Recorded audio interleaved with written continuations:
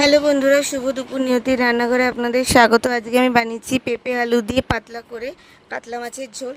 সবসময় তো রিচ খাওয়াই হয়, তো ভাবলাম আজকে একটু পাতলা করে কাতলা মাছের ঝোল করি। পেঁপে আলু দিয়ে করলে শরীরের জন্য ভালোও লাগে, খেতেও ভালো লাগে। সবসময় রিচ খেতে ভালো লাগে না। তো প্রথমে আমি কাতলা মাছগুলোকে ধুয়ে নুন হলুদ দিয়ে মাখিয়ে নিয়েছি। তারপরে কড়াইতে তেল গরম করে কাতলা মাছের পিসগুলো আমি ছেড়ে দিয়েছি। প্রথমে 5টা পিস ছেড়ে আমি নেড়ে একটু লাল লাল করে ভেজে নিয়েছি। খুব কড়া করে ভাজবো না, এইরকমভাবেই ভাজতে হবে। মাছগুলো আমার ভাজা হয়ে গেছে, এবার তুলে নিলাম। সব মাছ আমি একসাথে ভেজে নিলাম।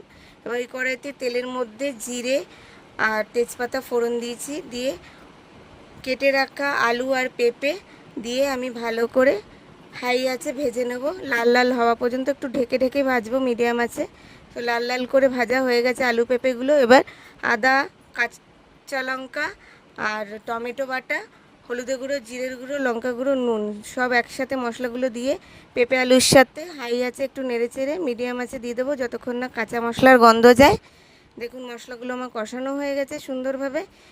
এবার এর মধ্যে পরিমাণ মতো গরম জল দিয়ে দেবো। গরম জল দিলে রান্নার টেস্টটা ভালো হয় ঠান্ডা জলের তুলনায়। তো একটু নেড়ে চেড়ে নিয়ে আমি ঢেকে দেবো ঝোলটা ফোটা পর্যন্ত। দেখুন ঝোলটা ফুটে উঠেছে। এবার ভেজে রাখা মাছগুলো আমি এর মধ্যে দিয়ে দিচ্ছি এক এক করে। দিয়ে একটু নেড়ে চেড়ে নিয়ে ঢেকে দেবো 15 মিনিটের জন্য মিডিয়াম আছে, যতক্ষণ না ভালো করে ফুটে উঠছে।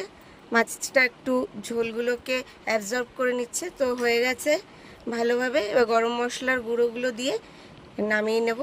দেখুন কেমন হয়েছে। ভালো লাগলে লাইক শেয়ার কমেন্ট করবেন আর পেজটিকে ফলো করে আমার পাশে থাকবেন।